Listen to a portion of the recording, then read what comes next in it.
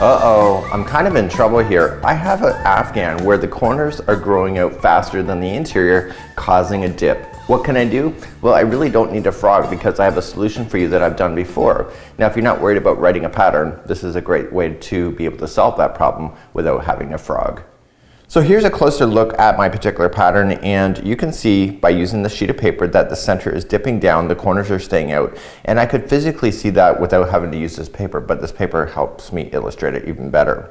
So what's happening here is that somewhere along the line is that I've not treated the corners properly. So the corners are growing out quicker than the interior, or the other problem is that there's tension within the stitches in the middle here more than there is in the corner. And that would make sense here because I use front post and back post double crochets and treble crochets and all that jazz, and with that it creates extra tension. So you can see that it starts from about where the tension is of these double treble or of these front posts and back posts.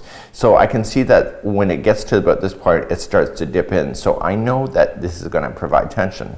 Now here's the reality of it is that, you know, in time you probably could stretch this so that it would match, but sometimes it doesn't either. Sometimes it really is going to buckle and it's going to keep getting worse if I don't address it now.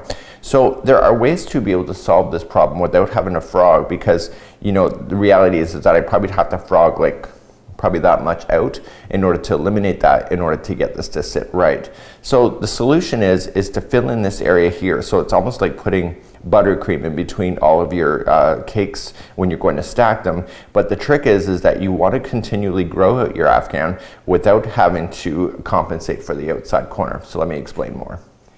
So as you're circling around, what you want to do is that you want to be very consistent, and you're still going to have to grow your Afghan, but what you want to do is that you want to grow the Afghan more here in the middle than you do on the outside. So what you'll do is that just lay down a piece of paper or a straight edge, and you're going to figure out where you need to dip down. So here is the absolute corner right. So you're going to start off with single crochets around the outside, and as soon as you start to really see the dip, you're going to switch off and you're going to do some half double crochets and then double crochets.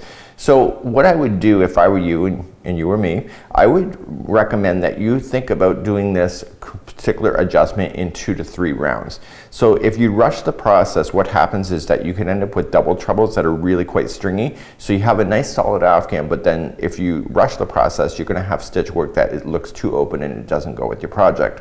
So what you want to do is that you want to take your notes. So grabbing a pen and a piece of paper. So you're going to start off and you'll do your single crochets. So you write down your single crochets, and then you'll just eye it up and say, you know what, right about this point here, and count how many stitches that was. So single crochet for how many stitches equals how many. And then you're going to say, okay, I'm going to do some half double crochets for a bit and count how many half double crochets you did, and then do your double crochets to be able to go with the span. Okay, and then once you think that you're good, what you want to do is that you want to take the single crochets plus the half double crochet stitches that you did and count backwards from the other corner, and that's where you're going to start with your half double crochets for the same amount of stitches, and then finish it off with the single crochets right to the edge. So what you want to do is you want to do that only one time, and then you want to eye it up again and then push it back down and see if it's flattening out on itself. If not, just do it again. So just starting off with the single crochets, use your piece of paper.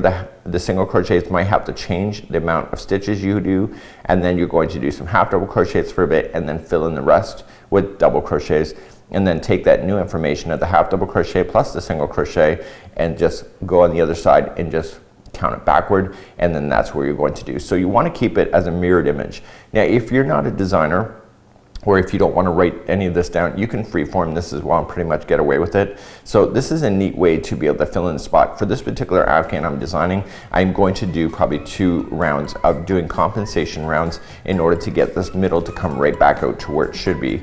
And it's not cheating, it's improvisation, and you know what?